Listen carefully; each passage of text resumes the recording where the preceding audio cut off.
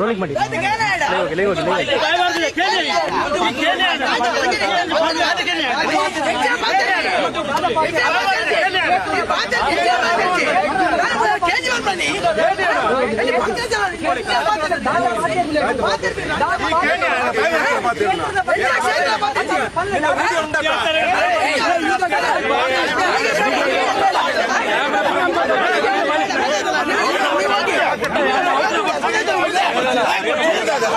D number ಬಗ್ಗೆ ಮುರಣೆ D number ಬಗ್ಗೆ ಮುರಣೆ ಮಲ್ತಿನಿಯಾ D number ಬಗ್ಗೆ ಮುರಣೆ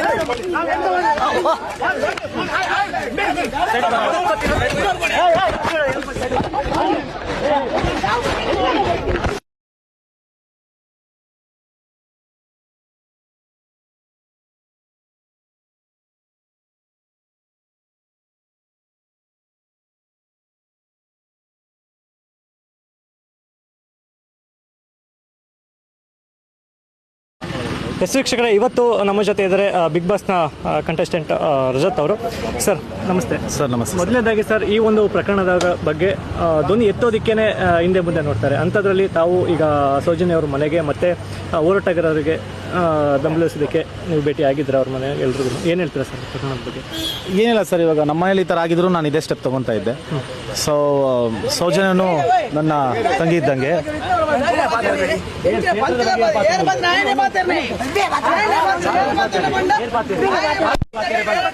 ರೋಲಿಂಗ್ ಮಾಡಿ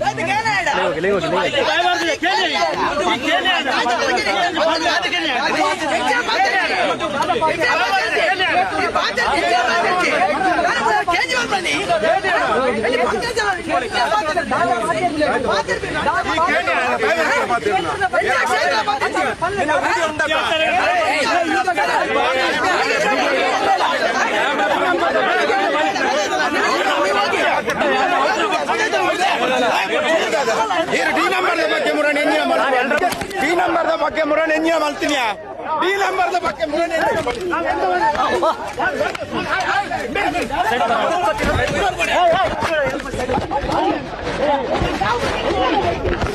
ಆ ಘಟನೆ ನಡೆಯುವಾಗ ಅಲ್ಲೇ ಇದ್ದ ರಜತ್ ಅವರು ಅಲ್ಲಿ ಏನಾಯ್ತು ಅಂತ ವಿಡಿಯೋ ಒಂದರಲ್ಲಿ ಹೇಳಿದ್ದಾರೆ.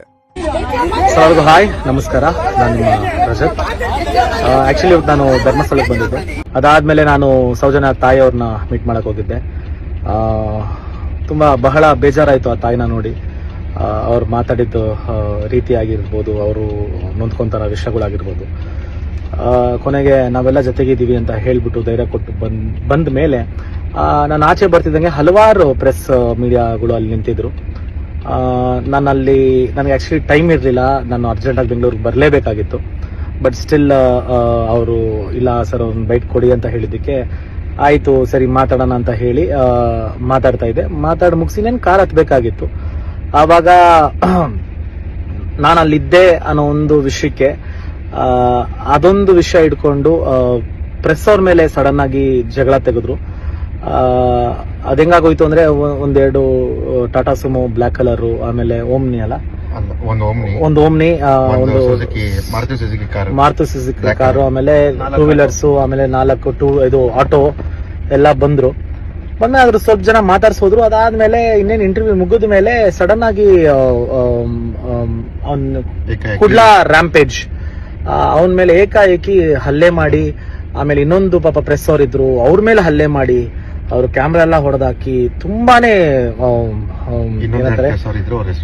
ಅವ್ರ ಪ್ರೆಸ್ ಅವ್ರ ಗೊತ್ತಿಲ್ಲ, ಅವ್ರ ಹೆಸರು ಗೊತ್ತಿಲ್ಲ, ಸಿಕ್ಕಾಬಟ್ಟೆ ಅವ್ರನ್ನ ಒಡೆದು ಅಂದ್ರೆ ತುಂಬಾ ಕೆಟ್ಟ ರೀತಿಲಿ ವರ್ತನೆ ಮಾಡಿ ಅವ್ರಿಗೆ ತುಂಬಾ ಡ್ಯಾಮೇಜ್ ಆಗೋ ತರ ಎಲ್ಲ ಒಡೆದು ಮಾಡಿದ್ರು. ಆಮೇಲೆ ನನ್ನ ಕಾರಲ್ಲಿ ಕೂಡಿಸಿ ನೀವು ದಯವಿಟ್ಟು ಹೋಗಿ ಸರ್, ನೀವು ಇಲ್ಲಿ ಇರಬೇಡಿ, ದಯವಿಟ್ಟು ಹೋಗಿ ಸರ್, ನಾನು ಏನ್ ಕುಡಿತಾ ಇದ್ದಾರೆ, 1 ನಿಮಿಷ ಇರಿ, ಅವ್ರೇನ್ ತಪ್ಪು ಮಾಡಿದಾರೆ 1 ನಿಮಿಷ ಇರಿ ಅಂದಾಗ ಇಲ್ಲ ಕ್ಷೇತ್ರ ಬಗ್ಗೆ ಮಾತಾಡಿದ್ರು ಅಂತ. ನನಗೆ ಗೊತ್ತಿರೋ ಪ್ರಕಾರ ನಾನಂತೂ ಕ್ಷೇತ್ರ ಬಗ್ಗೆ ಯಾರು ಮಾತಾಡಿಲ್ಲ. ಅವ್ರು ಏನ್ ಮಾತಾಡಿದಾರೆ ನನಗೆ ಅದ್ರ ಬಗ್ಗೆ ಅರಿವಿಲ್ಲ. ಬಟ್ ಆದರೆ ಇದು ಏಂತಕ್ಕೆ ಈ ತರ ಮಾಡ್ತಾ ಇದ್ದಾರೆ, ಏನು ವಿಷಯ ಅಂತ ನನಗೆ ಗೊತ್ತಿಲ್ಲ. ನನಗೊಂದು ದೊಡ್ಡ ಕ್ವಶನ್ ಮಾರ್ಕ್ ಏನು ಅಂದ್ರೆ, ಬೆಳಗಿನ ಜಾವ ಮಧ್ಯಾಹ್ನ ಟೈಮು ಅದು ನಾವೆಲ್ಲ ಇದ್ದಾಗಲೇ ಇದನ್ನೆಲ್ಲ ಮಾಡ್ತಾ ಇದ್ದಾರೆ ಅಂದಾಗ ಇನ್ನ ರಾತ್ರಿ ಹೊತ್ತು ಇನ್ನೇನೇನು ಮಾಡಿರಬಹುದು, ಯಾರ್ಯಾರು ಏನೇನು ಮಾಡಿರಬಹುದು, it's been a very big question mark to me. ಇದೇನಾಗ್ತಿದೆ, ಇದು ಒಳ್ಳೇದಲ್ಲ, ಒಳ್ಳೆ ಬೆಳವಣಿಗೆ ಅಲ್ವೇ ಅಲ್ಲ. ಈ ತರ ಪ್ರೆಸ್ಸರ್ ಮೇಲೆ ಹಲ್ಲೆ ಮಾಡೋದಾಗ್ಲಿ ಒಡೆಯೋದಾಗ್ಲಿ ಮಾಡೋದು ತುಂಬಾ ದೊಡ್ಡ ತಪ್ಪು. ಇದಕ್ಕೆ ದಯವಿಟ್ಟು ಎಲ್ಲರೂ ಸ್ಟ್ಯಾಂಡ್ ತಗೊಬೇಕಾಗತ್ತೆ. ಯಾಕಂದ್ರೆ ಒಂದೊಂದು ಚಿಕ್ಕ ಚಿಕ್ಕ ವಿಷಯನೂ ತುಂಬಾ ಹೈಲೈಟ್ ಮಾಡಿ ಮಾತಾಡೋ ಪ್ರತಿಯೊಂದು ಜನರು ಇವಾಗ ನನ್ನ ಕಣ್ಣು ಮುಂದೆನೇ ಇದಾಗಿದೆ. ಅವರು ಪಾಪ ಆ ತರ ಒಡೆದು ಅವ್ರನ್ನ ಆ ತರ ಮಾಡಿದ್ದು ತುಂಬಾ ಬೇಜಾರಾಯ್ತು. ಇವಾಗ ಅವ್ರು ಹಾಸ್ಪಿಟಲ್ ಅಲ್ಲಿ ಇದಾರಂತೆ. ಅಲ್ಲಿ ನನ್ನ ನಿಂತ್ಕೊಳಕ್ಕೂ ಬಿಡ್ಲಿಲ್ಲ, ನನ್ನ ಕಾರಲ್ಲಿ ದಬ್ಬಿ ಹತ್ಸಿ 50-60 ಜನ ಬಂದು ಮಾಡೋ ಅವಶ್ಯಕತೆ ಯಾರಿಗೂ ಇರ್ಲಿಲ್ಲ ಅನ್ಸುತ್ತೆ. ಇದನ್ನ ಮಾಡಬಾರ್ದು ಯಾರು. ಇದಕ್ಕೆ ಆಕ್ಚುಲಿ ಕಾನೂನು ಪರ ಗಿರೀಶ್ ಸರ್ ಆಗ್ಲಿ ಆಮೇಲೆ ಮಹೇಶ್ ಸರ್ ಆಗ್ಲಿ ಅದೇನು ಸ್ಟೆಪ್ ತಗೊಂತಾರೋ ಅದಕ್ಕೆ ನಾವು ಬದ್ಧರಾಗಿದ್ದೀವಿ. ಆಮೇಲೆ ನಾನೇನು ಹೇಳಬೇಕಾಗಿತ್ತು ಅದನ್ನ ಹೇಳಿದ್ದೀನಿ. ಆಮೇಲೆ ನಾನಂತೂ ಯಾವುದೇ ಕಾರಣಕ್ಕೂ ಯಾವ ಕ್ಷೇತ್ರದ ಬಗ್ಗೆನೂ ಮಾತಾಡಿಲ್ಲ, ಆಮೇಲೆ ಯಾವ ಇದ್ರ ಬಗ್ಗೆನೂ ಮಾತಾಡಿಲ್ಲ. ನಾನು ಮಾತಾಡ್ತಾ ಇರೋದು ಒಂದೇ ಒಂದು, ಸೌಜನ್ಯಗೆ ನ್ಯಾಯ ಬೇಕು. ಯಾರೇ ಮಾಡಿರ್ಲಿ, ಆಗರ್ಭ ಶ್ರೀಮಂತನೇ ಆಗಿರ್ಲಿ ಇಲ್ಲಾಂದ್ರೆ ಒಬ್ಬ ತೀರಾ ಬಡವನೇ ಆಗಿರ್ಲಿ, ಯಾರೇ ಮಾಡಿದ್ರು ನಮ್ಗೆ ಆ ವ್ಯಕ್ತಿನ ತೋರಿಸ್ಕೊಡಿ, ಅವನಿಗೆ ಶಿಕ್ಷೆ ಕೊಡಿ. ಸೊ ಇದನ್ನ ಏಂತಕ್ಕೆ ಬೇರೆ ತರ ತಿರುಗಿಸ್ತಾ ಇದಾರೆ, ಆಮೇಲೆ ಬೇರೆಯವ್ರ ಮೇಲೆ ಹಲ್ಲೆ ಎಂತಕ್ಕೆ ಮಾಡ್ತಾ ಇದಾರೆ ನನ್ಗೆ ಅರ್ಥ ಆಗ್ತಾ ಇಲ್ಲ. ಆಗೋದೆಲ್ಲ ಒಳ್ಳೇದಕ್ಕೇನೆ. ಇದನ್ನ ಮಾಡಿದವ್ರಿಗೆ ತಕ್ಕ ಪಾಠ ಆಮೇಲೆ ಶಿಕ್ಷೆ ಆಗ್ಲೇಬೇಕು. God bless.